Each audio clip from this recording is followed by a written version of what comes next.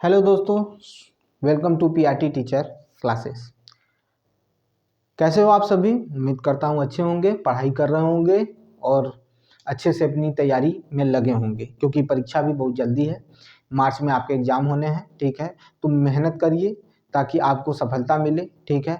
आज हम चंडीगढ़ जेबीटी के कुछ बच्चों के कुछ प्रॉब्लम हैं जो वो क्लियर करना चाहते हैं, उनको डाउट है इस चीज़ में, तो मैं उन्हीं को लेकर आया हूँ, ठीक है। और मैं उम्मीद करूँगा कि आप इन सब चीज़ों को समझ सकते हैं कि किस तरह से इसको क्लियर करना है। और देखिए, मैं फालतू की चीज़ें नहीं बनाता हूँ, जब ज़रूरत पड़ती है और मुझे लगता है कि नहीं करना चाहिए इस पे काम, तभी मैं करता हूँ। नहीं तो ऐसे फालतू चीज़ें मैं नहीं करता हूँ कि मैं यहाँ कर रहा हूँ, वहाँ जा रहा हूँ, आप कैसे हो, वो कैसे नहीं। आपके पास भी टाइम नहीं है, क्योंकि आपके सामने बहुत सारा सिलेबस है, आपको पढ़कर और आपको एग्ज़ाम देना है, ठीक है। तो मेरी वीडियो जो भी आती है वो बहुत ही ज़रूरी पड़ने पर, यानी इंपॉर्टेंट होने पर ही बनती है, नहीं तो ऐसे मैं फालतू वीडियो नहीं बनाता हूँ, ठीक है। तो सुनिएगा क्या करना है आपको। देखिए, कुछ बच्चे कह रहे थे कि जो आपके diploma, CTET, age criteria, OBC SC criteria already registered और प्रिपरेशन, ये सारी उनके डाउट हैं जिनको मैं लेके आया हूँ, ठीक है। देखिए, बच्चे परेशान थे, इस वजह से मुझे वीडियो बनाना पड़ा। देखिए समझिएगा, पहला समझना है कि डिप्लोमा, ठीक है। डिप्लोमा क्या भाई, इसमें कहा गया है कि जो आपका डिप्लोमा होना चाहिए वो कम से कम 2 साल का होना जरूरी है, इंपॉर्टेंट है, तय है, 2 साल का डिप्लोमा होना चाहिए ही, ये कहा गया है। दूसरी चीज कहा गया कि ये कंप्लीट होना चाहिए, अपीयरिंग नहीं। बहुत बच्चों ने कहा सर अपीयरिंग भर सकते हैं, नहीं, अपीयरिंग नहीं भर सकते हैं, इसमें कंप्लीट चाहिए आपको। उसमें बाकायदे कंप्लीट, उसमें पास मांगा हुआ है, किस साल पास किए हैं, फिर कितना टोटल आपका मार्क्स आया है, वो सारी चीज़ें उसमें मांग रहा है, ठीक है। उसके बाद आपका सीटेड भी क्लियर होना चाहिए, अपीयर नहीं मांगेगा, ठीक है। अब कुछ बच्चे डाउट में हैं कि सर ये बीएलएड लेगा, डीएलएड लेगा कि नहीं लेगा। देखिए बेटा, बीएलएड की जो कहानी है, बीएलएड कहीं 4 साल है तो कहीं 2 साल के नाम से जाना जाता है, ठीक है। तो अगर वो 4 साल का, तो उसमें शायद ग्रेजुएशन की डिग्री इंक्लूड है, ठीक है। तो आप भर सकते हैं, ठीक है। ये सारी चीज़ें उसमें हैं, ठीक है। क्योंकि सुना जैसे कि दिल्ली उली में बीएलएड चलता है, ठीक है। तो ये सारी चीज़ें देखने को मिलती हैं, ठीक है। तो आप इसको भर सकते हैं, अगर आपके पास कम से कम 2 साल का है तो आप भर सकते हैं, ठीक है। तो आप बीएलएड रहिए, चाहे जीबीटी रहिए, चाहे बीटीसी रहिए, ठीक है, आप इस फॉर्म को भर सकते हैं, ठीक है। और इसी को डीएलएड भी कहा जाता है, तो आप इसको भर सकते हैं, आप उसके लिए निश्चिंत रहिए। बस बीएड नहीं होना चाहिए आपका, ठीक है, बीएड नहीं होना चाहिए। और जो भी अमान्य किए गए हैं, घोषित किए गए हैं माननीय सुप्रीम कोर्ट की तरफ से, उनको ध्यान में रखते हुए आप ये फॉर्म भर सकते हैं, ये आप इसको समझिएगा।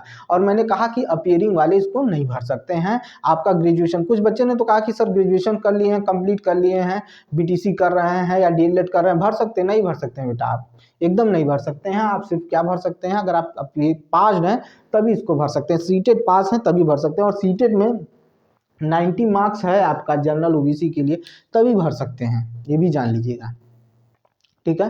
तो ये सारी चीजें याद रखिएगा। एज क्राइटेरिया, अभी कुछ बच्चों ने ही मैसेज किया है कि सर मेरी एज इसमें नहीं दिखाई दे रहा है, ज़्यादा दिखाई दे रहा है, तो जो पिछला दिखाई दिया सर उसमें लिया, तो उसमें आपका एज उसमें बन रहा था, उस कैटेगरी को फॉलो कर रहा था, या उसमें आप आ रहे थे तब उसको ले लिया है। लेकिन अब जो है मतलब जो हुआ, क्या हुआ है, फिर से फॉर्म लिया जा रहा है, तो उस एज को बनाकर उस एज के तहत आपको लिया जाएगा, इस वजह से आपका नहीं लिया जा रहा। कुछ बच्चे कह रहे हैं सर ओबीसी में है, हम यूपी से हैं, यहाँ दूसरे स्टेट से लेंगे। नहीं बेटा, देखिए याद रखिएगा, अगर आप जनरल से फॉर्म भरेंगे तो वहाँ पर दिया है कि 21 to 37, बस अगर आप इनके अंदर आते हैं तभी आप फॉर्म भर सकते हैं, अगर इनके अंदर नहीं आते तो आप फॉर्म नहीं भर सकते हैं। हाँ, अगर ओबीसी में हैं, अगर आप ओबीसी में हैं और ओबीसी के पास, ओबीसी का जो चंडीगढ़ है उसने एक लिस्ट जारी किया है, अगर उस लिस्ट में आपकी कैटेगरी आती है और आप सेंट्रल गवर्नमेंट का सर्टिफिकेट आपके पास है, ठीक है, क्या सेंट्रल गवर्नमेंट का आपके पास किसका, ओबीसी का सर्टिफिकेट है, तभी आप उसमें क्या कर सकते हैं, ओबीसी से भरिए और आपको जो भी छूट है एज के लिए वो मिल सकती है, ठीक है। लेकिन अगर आप जनरल से भर रहे हैं तो यहाँ पर ये देखने को मिलेगा, ठीक है। ईडब्ल्यूएस का अलग है मामला, तो उन सब चीज़ों को समझिए, ठीक है। यहाँ पर ये बात कही गई है। और देखिए क्या कहा गया है, बच्चों का डाउट था, उस चीज़ को देखते हुए मैं इसको क्लियर करते हुए चल रहा हूँ। देखिए उन्होंने कहा, बच्चे ने कहा था,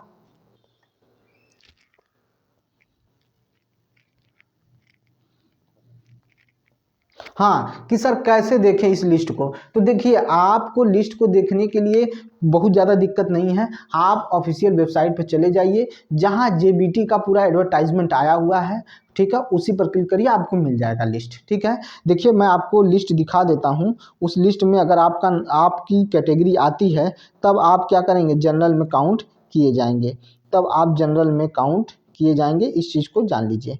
देखिए यहाँ पर ये देखिए ये कैटेगरी दी हुई है, देखिए ये है आपकी कैटेगरी। इस तरह से ओबीसी के लिए कैटेगरी लिस्ट जारी की गई है, सोशल वेलफेयर डिपार्टमेंट नोटिफिकेशन है, ये चंडीगढ़ की तरफ से दिया गया है, तो ये जरूर देख लीजिए।